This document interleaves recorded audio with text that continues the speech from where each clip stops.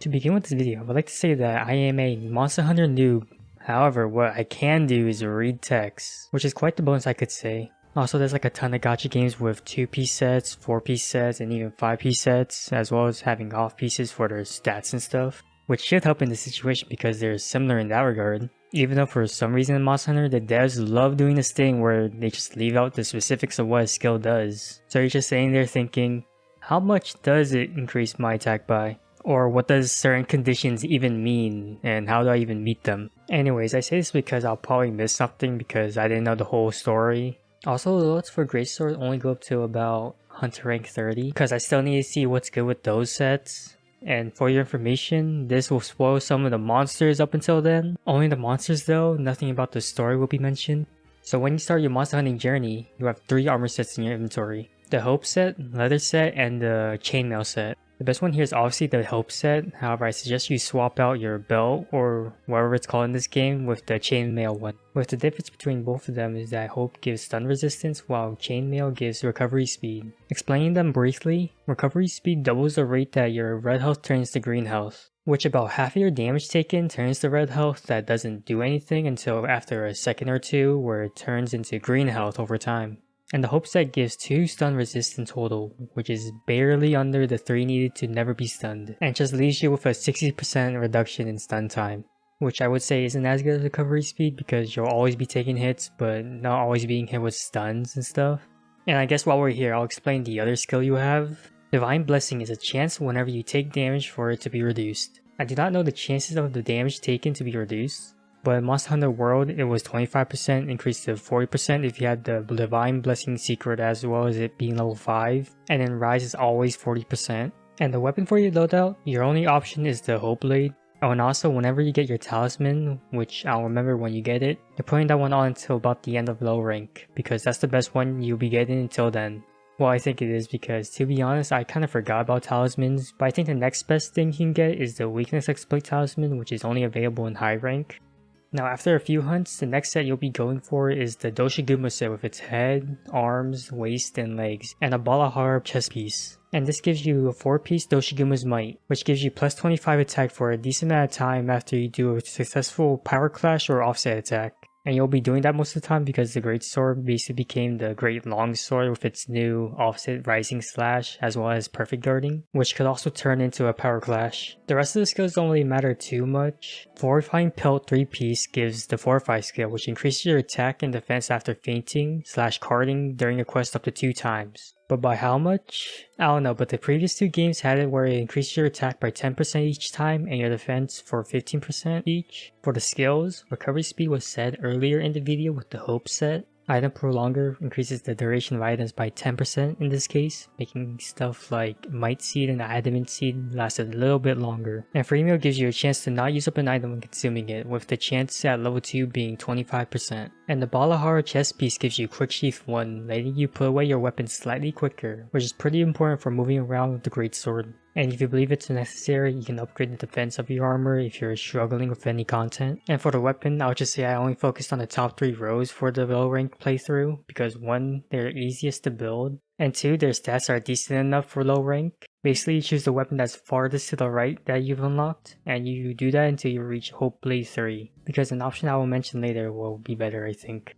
This Doshaguma set should cover you for a decent chunk of hunts until you fight both Guardian Doshaguma and Guardian Rathalos. You'll especially be farming Guardian Rathalos for a decent bit because you'll want a lot of his gear that will last you until after low rank. For the armor, you'll want Guardian Rathalos' head, hands, and feet, and Guardian Doshaguma its chest and waist. This set trades in 4-piece Doshaguma for a 2-piece instead, which gives you only 10 attack instead of 25. But in turn, you get 2-piece Rathalos Flare, giving you a chance to deal additional fire damage after landing an attack. I don't know if it's good or not, don't know the chances or the additional fire damage, but extra damage isn't too bad at all, right? It also gives you 3-piece Guardian's Pulse, increasing the recovery speed of your stamina and red gauge when near right crystals. I assume red gauge is the red health you receive after taking damage, but I don't know what white crystals are, but from what I searched up online is that there's something to do with mining node. For the skills you'll be getting from the set are level 3 Weakness Exploit, level 1 Intimidator, level 2 Heroics, level 1 Iron Skin, and level 1 Marathon Runner. Weakness Exploit is your most useful skill here, increasing your infinity, aka your crit rate, when you hit weak spot, increasing it further when you're hitting wounds. Intimidator discourages monsters from engaging you.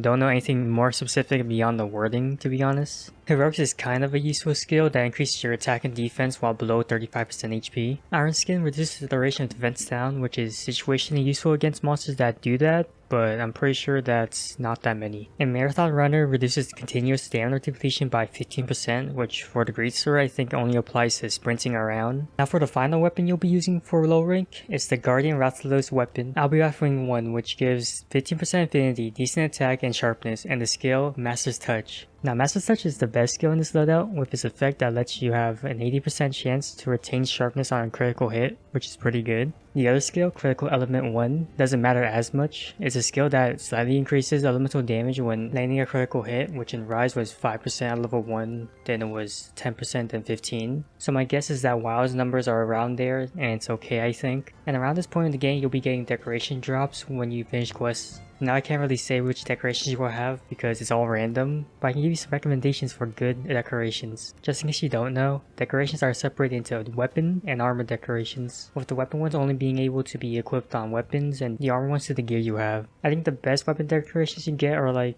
Critical Eye that gives you 4% affinity for more crits and more Master Touch procs. Critical Boost because you'll be critting a decent amount too. Handicraft increasing the sharpness is pretty good. Attack Boost is good. Focus speeds up the rate of your Great Sword charges. And Offensive Guard increases your attack after doing a perfect guard for an amount of time, which in past games was about 12 seconds. And for armor skills, the only ones I got were the universally useful ones like Flinch Free, which prevents knockbacks from small hits. Stun Resistance if you want. Quick Sheath for sheathing your weapon quickly. Free Meal is also decent, but you can put anything you want and it'll probably be fine. Last thing I'll mention is that you'll probably be using this set a little bit further along high ranks, so you should probably upgrade the defense of this set until you reach like HR 20. However, you can craft like a high rank Doshaguma piece because it has level 2 slots and you got some good level 2 decorations like Maximum Might. Moving on to high rank, the first thing you do is craft a Weakness Exploit Charm, which you can get from parts from Chalakaba and Rathian. You should also farm Rathian some more for his weapon, the Valkyrie Blade 1. It's your choice to put it on because it does have some good stats and the skill is critical status 2 and poison duration up.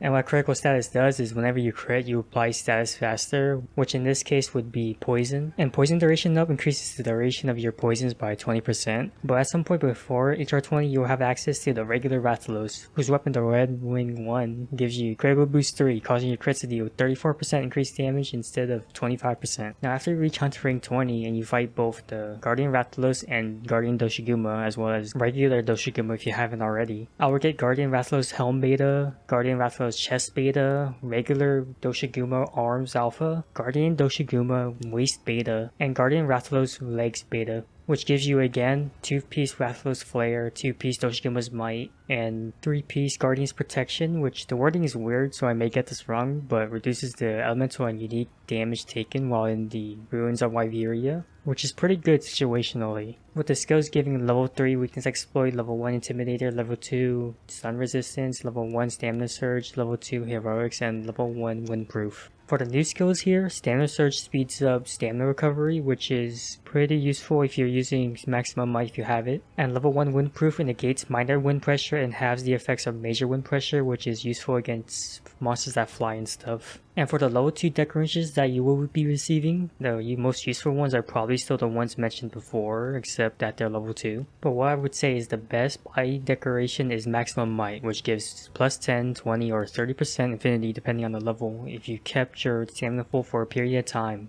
which I think is about 3 seconds. If you don't have Maximum Might, however, going back to 1 slot options is fine.